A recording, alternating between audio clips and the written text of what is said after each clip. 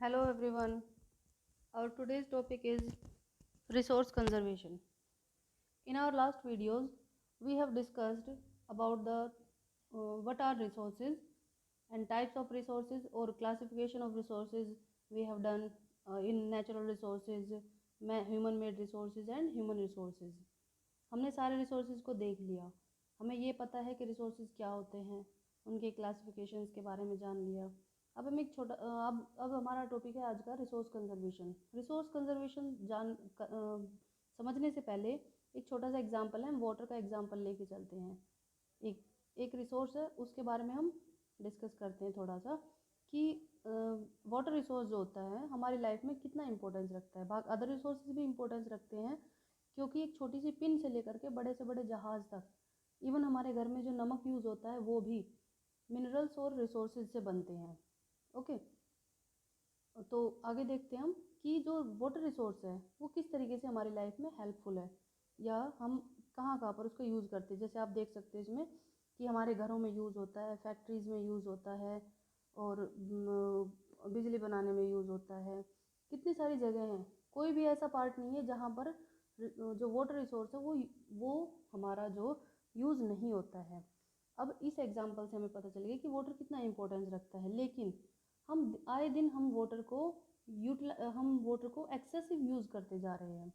और हमारे एरिया में, हमारे कंट्री में बहुत सारी ऐसी जगह भी हैं जहाँ पर वाटर जो है वो फिनिश हो चुका है या फिनिश होने की कगार पर पहुँचने वाला है, जिसका रीसेंट एग्जांपल हमारे तमिलनाडु में देखा गया है. और उससे पहले कि बहुत सारी कंट्रीज़ ऐसी है जहाँ पर वाटर रिसोर्स जो है, ऐसा नहीं है कि वाटर नेचर में से फिनिश हो जाएगा, बट जो हम यूज़ करते हैं उस वो वाटर फिनिश हो जाएगा जो हमारे यूज़ करने के लायक है. फ्रेश वाटर जिसको बोल सकते हो आप, या ग्राउंड वाटर. ओके, तो अब इसका कंजर्वेशन ज़रूरी है. क्यों? क्योंकि एक छोटी सी कहावत है.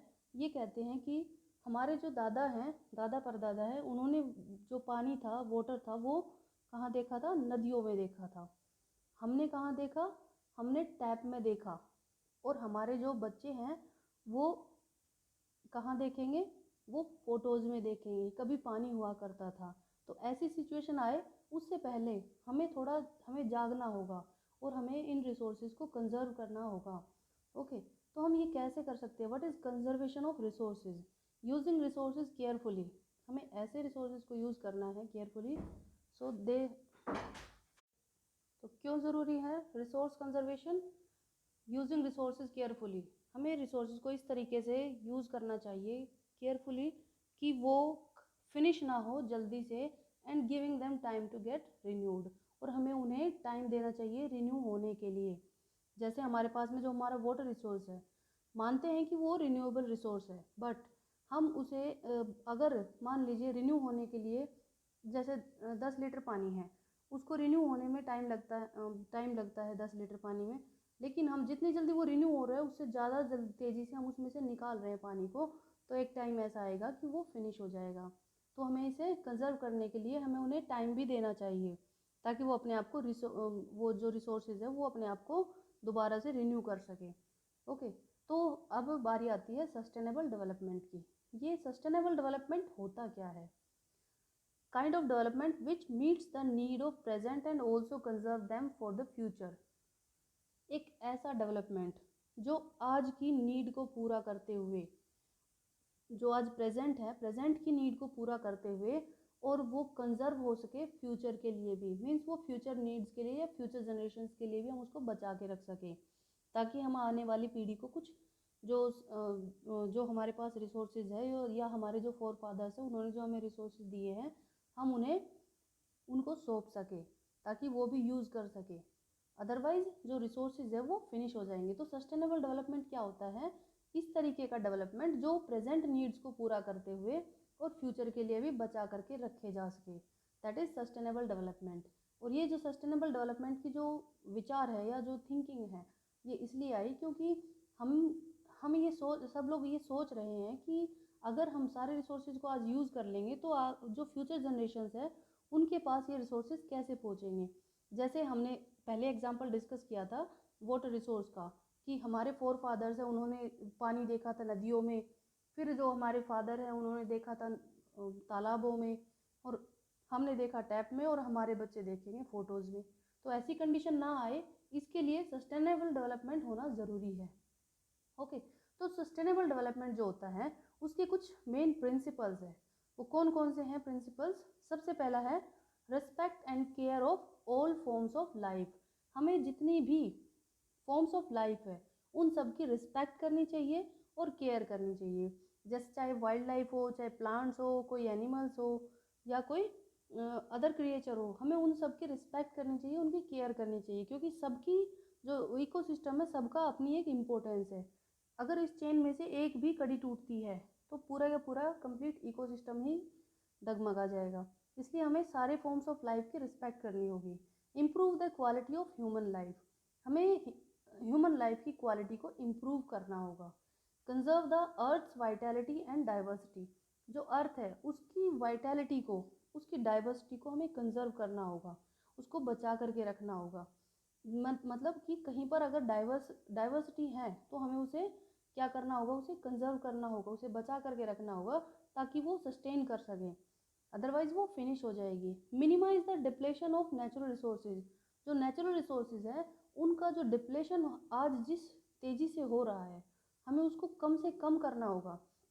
ऐसा नहीं है कि हम उन्हें यूज़ करना ही छोड़ देंगे या फिर हम उसे यूज़ ना करें ताकि वो बच जाए, ऐसा भी ना हो।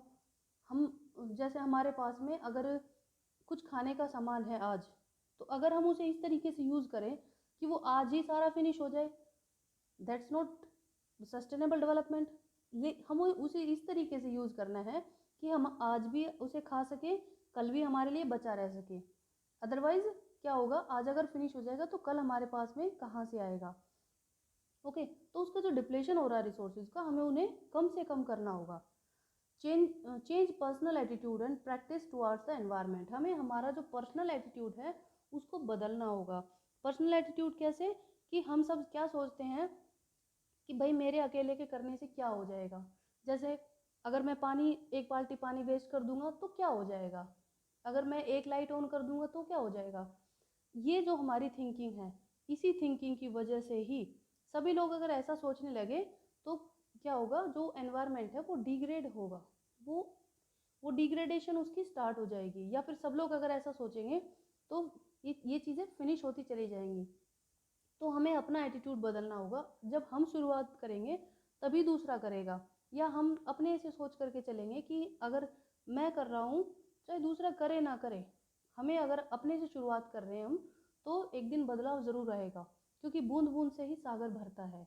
Okay, so enable communities to care for their own environment, जो कम्युनिटीज़ है उनको अपनी जो एनवायरनमेंट है उसको प्रोटेक्ट करने के लिए कोशिश करनी होगी, या फिर उन्हें अवेयर करना होगा कि वो अपने एनवायरनमेंट को, अपने आसपास के एनवायरनमेंट को प्रोटेक्ट करें। ठीक है, आगे देखते हम उसके लिए हमारी क्या क्या ड्यूटीज़ है।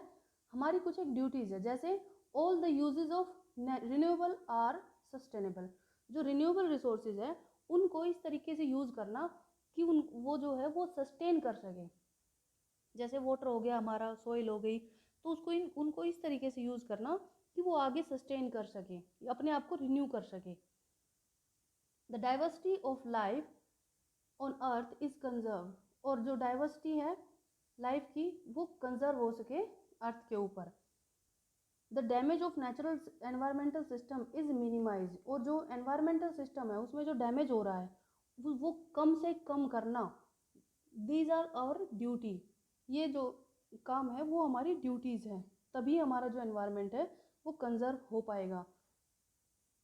ओके, एक छोटा सा कोटेशन है कि नेचुरल रिसोर्सेज का कंजर्वेशन क्यों ज़रूरी है। ये महात्मा गांधी जी ने कहा था, earth provides enough to satisfy every man's need but not man's greed, no one's greed. जो मतलब जो महात्मा गांधी जी ने क्या कहा था कि हमारी जो अर्थ है उसके पास में इतना है कि वो सभी की नीड को सेटिस्फाई कर सके, लेकिन वो किसी की ग्रीड को सेटिस्फाई नहीं कर सकती है। ओके, तो हम जितना ज़्यादा लालच करेंगे या हम सोचेंगे कि ज़्यादा से ज़्यादा एक्सट्रैक्शन करें, रिसोर्सेज का ज़्यादा से ज़्यादा यूज़ करें, तो उसको हमारी जो ग्रीड है उसको पूरा नहीं कर पाएगा हमारा जो नेचर है वो, और वो क्या होगा, नेचर डिप्लेशन शुरू हो जाएगा। तो हमें उसको कंजर्व करना है ताकि हमारी जो फ्यूचर जनरेशन्स है वो भी उसको यूज़ कर सकें। ओके, तो आप जो हैं आप आज से ही एक इनिशिएटिव लीजिए और आप सोचिए कि मैं शुरुआत करूँगा या मैं शुरुआत करूँगी। और अगर आपके सामने टैप में से पानी बह रहा है, लाइट अननेसेसरीली लाइट ऑन है या फ़ैन चल रहा है, तो आप उन्हें स्विच ऑफ कर दोगे, टैप को ऑफ कर दोगे, बंद कर दोगे। अगर कहीं पर और अदर रिसोर्सेज का जो वेस्टेज हो रही है तो आप उनको रोकोगे, उन चीज़ों को आप रोकोगे वहीं पर, या कोई और कर रहा है तो आप उनको समझाओगे। तो हम अगर अपने से शुरुआत करेंगे तो ज़रूर एक दिन बदलाव आएगा और हमारे जो रिसोर्सेज है वो कंजर्वेशन उनकी होगी।